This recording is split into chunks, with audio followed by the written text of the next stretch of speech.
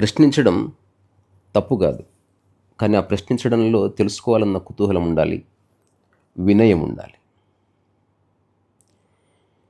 So Athens నగర వీధుల్లో చాలా ఏళ్ల క్రితం ఒక వింత మనిషి తిరిగేవాడు.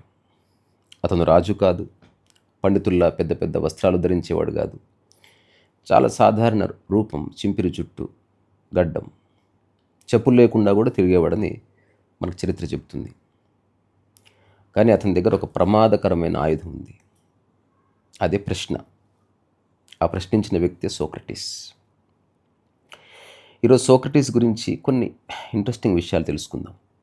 ఎందుకంటే ఈ మానవ జాతి పరిణామ క్రమంలో ప్రశ్నకున్న ఇంపార్టెన్స్ అంతా ఇంత కాదు. ఆసక్తి, జిజ్ఞాస, ప్రశ్న, ఈ మూడు మనిషి ఎదుగుదలకు కారణమవుతాయి. ఎట్ ద సేమ్ టైం మనిషికున్న అవివేకం, అహంకారం, అహంభావం, ఆ తర్వాత వినయం లేని లక్షణం, అదే మనిషిని పతనావస్థకు చేరుస్తాయి. ఈ భూమి మీద చాలామంది అద్భుతమైన వ్యక్తులు పుట్టినా కూడా అహంకార వశం చేత వాళ్ళు ఈ చరిత్రలో నిలబడలేకపోయారు. వాళ్ళు అనుకున్న విషయాన్ని సరిగ్గా పక్క వ్యక్తికి చెప్పలేకపోయారు. ఒక సమగ్రత లోపించింది. సో సోక్రటీస్ ఒక మెథడ్ని ప్రపంచానికి అందించాడు. అదే సోక్రాటిక్ మెథడ్. దాని వెనక ఒక చిన్న బయోగ్రఫీ ఉంది. సోక్రటీస్ తండ్రి ఒక శిల్పి, తల్లి ఒక నర్స్. అంటే డెలివరీ అవుతున్నప్పుడు ఒక సహాయకురాలు ఉంటారు కదా, ప్రసూతి సహాయకురాలు. తన తల్లి గురించి సోక్రటీస్ ఒక మాట చెప్పాడు. నా తల్లి పిల్లలకు జన్మింపజేస్తుంది, ఎందుకంటే ఆమె ప్రసూతి సహాయకురాలు కాబట్టి నేను ఆలోచనలను జన్మింపజేస్తాను అన్నాడు. సో అతనేమీ అనుకోలే తత్వవేత్త కావాలని. అతనేమి తత్వశాస్త్రాన్ని చదవలే. ఉద్యోగం కోసం యుద్ధంలో సైనికుడిగా పనిచేశాడు, చాలా కష్టాలు చూశాడు.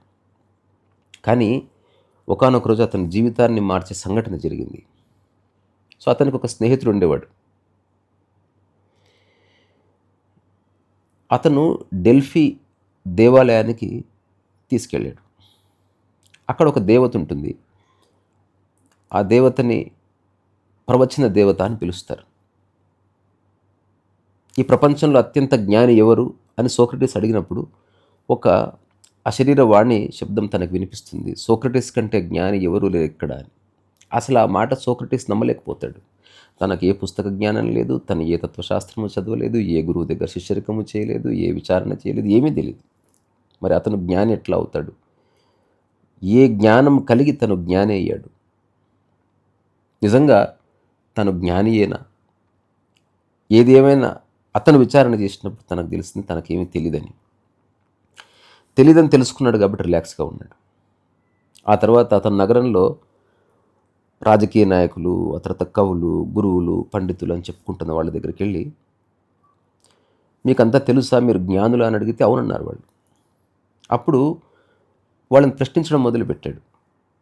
జ్ఞానం అంటే అన్నాడు, జ్ఞానం అంటే అన్నీ తెలుసుకోవడం అని చెప్పారు, అన్నీ తెలియడం అని చెప్పారు.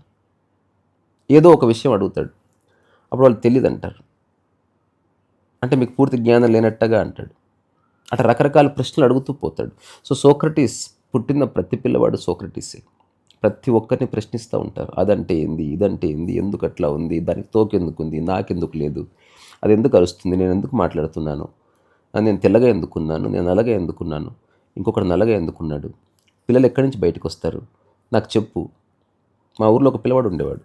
పిల్లలు ఎలా పుడతారని అడిగితే ఎవరూ చెప్పలేకపోయేవాళ్ళు. అందరూ మొహాలు చూసుకునేవాళ్ళు. ఒక వ్యక్తి చెప్పాడు, అతనికి పిలిచి, మీరు వాళ్ళమ్మ కొట్టింది వాడిని, వీడు పిచ్చి ప్రశ్నలు వేస్తాడు. వాడు అడిగింది పిచ్చి ప్రశ్న కాదమ్మా, మనం జవాబు చెప్పడానికి సిగ్గుపడే ప్రశ్న అది, దానికి సరిగ్గా చెప్తే వాడికి అర్థమవుతుంది. అప్పుడు అతను అన్నాడు, నీకు ఇప్పుడు ఆకలి వేస్తుందా అంటే వేయట్లేదు.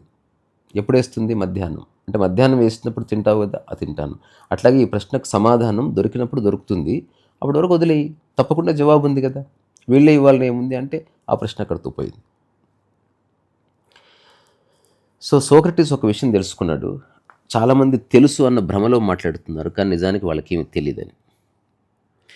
ఎట్లీస్ట్ నాకు తెలుసు, నాకు తెలియదని అన్నాడు. I know that I don't know. ఇది మానవజాతి పరిణామ క్రమంలో ఒక గొప్ప రెవల్యూషన్.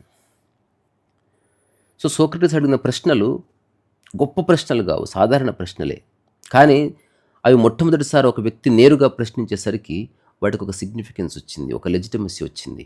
అందరూ అడగడం మొదలుపెట్టారు ఊర్లో. చెప్పు, జవాబు తెలిస్తే అన్నారు. ఎగ్జాంపుల్, ధైర్యం అంటే అని అడిగాడు.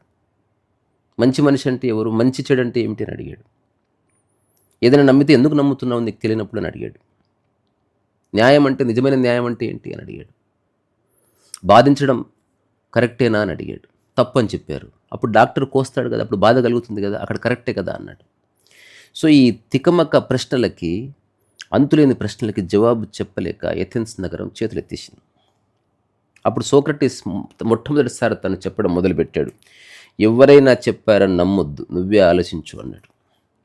ఈవెన్ అరిస్టాటిల్ కూడా మనిషి ఆలోచించే ప్రాణి, నువ్వు ఆలోచించి తీరాలి అన్నాడు. కానీ సరైన దిశలోనా వ్యతిరేక దిశలోనా అన్నది నీ యొక్క వివేకం మీద ఆధారపడి ఉంటుంది. యువత అతన్ని ఇష్టపడ్డారు, అతను వెంట పడ్డారు. He was the celebrity on those days. A social media లేకుండా అతని పేరు మారుమోగింది. చాలామంది యువత వచ్చి అతని పక్కన కూర్చున్నారు. సో అతని యువతకు ఒక కొత్త మార్గం చూపించాడు. భయపడకుండా ప్రశ్నించండి, కానీ వినయంతో. ఆలోచించండి, కానీ సరైన దిశలో. సత్యాన్ని వెతకండి, నువ్వెవరో తెలుసుకో. నేను తెలుసుకున్నాను, నాకేం తెలియదని. సో ఒకసారి ఒక యువకుడు సోక్రటీస్ దగ్గరికి వచ్చాడంట. అతనికి వాళ్ళ పేరెంట్స్ పెళ్లి చేసుకోమని చెప్పారు. సోక్రటీస్ భార్య జంతేపే చాలా గయ్యాళి అని పేరు. సో సోక్రటీస్ దగ్గరికి వెళితే ఎలాగూ జంతేపే లాంటి భార్య ఉన్న వ్యక్తి కనుక చేసుకోకరా బాబు అంటాడేమో అనుకొని వెళ్ళాడు. ఎందుకంటే సోక్రటీస్ కనుక చెప్తే అది ఒక పవర్ఫుల్ స్టేట్మెంట్ అవుతుంది, దానికి ఒక ఆథెంటిసిటీ వస్తుంది. సో సోక్రటీస్ దగ్గరికి వెళ్ళే సమయంలో జంతేపే వచ్చి సోక్రటీస్ మీద నీళ్లు పోసిందట, చెప్తారట్లా. అప్పుడు సోక్రటీస్ ఆ యువకుడితో అన్నాడు, ఇంతదాకా అరిచింది అంటే మెరుపులు, ఇప్పుడే వర్షం పడ్డది అన్నాడంట. యువకుడు వచ్చి అడిగాడు, నేను పెళ్లి చేసుకోవాలని అంటున్నారు మా పేరెంట్స్, చేసుకోవాలా వద్దా? ఆ యువకుడికి తెలుసు వద్దని అంటాడని, కానీ ఆశ్చర్యం, సోక్రటీస్ చేసుకున్నాడంట. ఎందుకు అని అడిగితే, మంచి భార్య దొరికిందనుకో వెరీ గుడ్, చెడ్డ భార్య దొరికిందనుకో నా భార్య లాంటిది, అంటే గయ్యాళి దొరికిందనుకో నువ్వు సోక్రటీస్ అవుతావురా, ఎట్లా చూసుకున్నా నీకు మంచిదే అన్నాడట. సో అట్లాంటి ఒక ఇంట్రెస్టింగ్ జీవన విధానాన్ని సోక్రటీస్ పరిచయం చేశాడు. సో నిజానికి అతను చేసిన నేరం ఒక్కటే, ప్రజలను ఆలోచింపజేయడు. ఆ తర్వాత అందరూ కుట్ర పన్ని సోక్రటీస్ని కోర్టుకు తీసుకొచ్చారు. ఇప్పుడు ఇతను భయపడతాడు అనుకున్నారు, కానీ అతను ప్రశాంతంగా నిలబడ్డాడు. అతను చెప్పిన మాట ఈ చరిత్రలో నిలిచిపోయింది. మీరు నన్ను చంపవచ్చు, కానీ సత్యాన్ని చంపలేరు అన్నాడు. కోర్టు చెప్పింది మీరు ఇతను విషం తాగి మరణించాలని. అతని శిష్యులు క్రిటో, అరిస్టాటిల్, ప్లేటో ఇట్లాంటి వాళ్ళంతా ఆ జనరేషన్లో ఏడుస్తున్నారు. అప్పుడు అందులో క్రిటో చెప్పాడు, నేను మిమ్మల్ని తప్పిస్తాను, పారిపోదామా అన్నాడు. అప్పుడు సోక్రటీస్ చెప్పాడు, నేను కనుక పారిపోతే వాళ్ళు చెప్పింది సత్యం అవుతుంది. నేను న్యాయం గురించి జీవితం అంతా మాట్లాడి ఇప్పుడే నేనే చట్టం నుంచి పారిపోతే నా తత్వానికి అర్థం ఏంటి? కాబట్టి మీరేం భయపడొద్దు. మరి మీరు మరణించిన తర్వాత మీకు శిష్యుడెవరు, ప్రధాన శిష్యుడెవరు, మీ గుడి కట్టించాలా, విగ్రహం పెట్టాలా? అప్పుడు సోక్రటీస్ చెప్పాడు, మీరు ఏం చేసినా చేయకపోయినా నేను ఏ క్షణమైతే ఈ శరీరాన్ని వదిలేస్తానో ఆ క్షణం నుంచి ఈ భూమి ఉన్నంత వరకు నేను సజీవంగా ఉంటాను. ఈ సోక్రటీస్ అనే పేరుని ఎవ్వరూ ఈ భూమి నుంచి తీసేయలేరు. ఏదో ఒకరోజు ఎవరో ఒకరు నా పేరు ఉచ్చరిస్తారు. ఇదిగో ఈరోజు ఈ రీసా అనే వ్యక్తి సోక్రటీస్ అనే పేరును ఉచ్చరిస్తున్నాడు. ఆ విధంగా అతను సజీవంగా ఉన్నాడు. సోక్రటీస్ చనిపోయే వరకు అధ్యయనం చేస్తూ ఉన్నాడు, ప్రశాంతంగా ఉన్నాడు. చావంటే భయం లేదా, అదేంటో నాకు తెలియదు కదా, నేను దాంట్లోకి అడుగు పెడుతున్నాను, అక్కడికి వెళ్ళిన తర్వాత అప్పుడు తెలుసుకుంటాను అది భయావహమైందా లేకపోతే ప్రశాంతమైందా. ప్రస్తుతానికైతే నా మనసు ప్రశాంతంగా ఉంది అన్నాడు. ఆ తర్వాత విషం ఇచ్చారు, తాగాడు. శరీరం మెల్లగా చల్లబడింది, మెల్లగా శరీరం పడిపోయింది.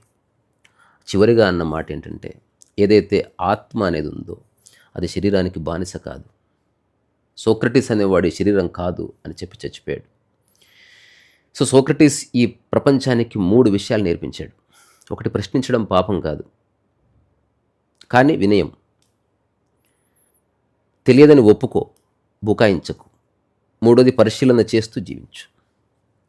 సో అందుకని ప్రపంచంలో ఎవరు ఏ గొప్ప విషయం చెప్పినా, అది సాధారణమైన వ్యక్తి అయినా, సెలబ్రిటీ అయినా, ఒక తత్వవేత్త అయినా, మనం దాన్ని పరిశీలన చేసి మన జీవితానికి అడాప్ట్ చేసుకొని దాన్ని ఆచరించి చూడడం వల్ల అది మనదే అవుతుంది అని మీకు చెప్తూ ఇక్కడి నుంచి సెలవు తీసుకుంటున్నా.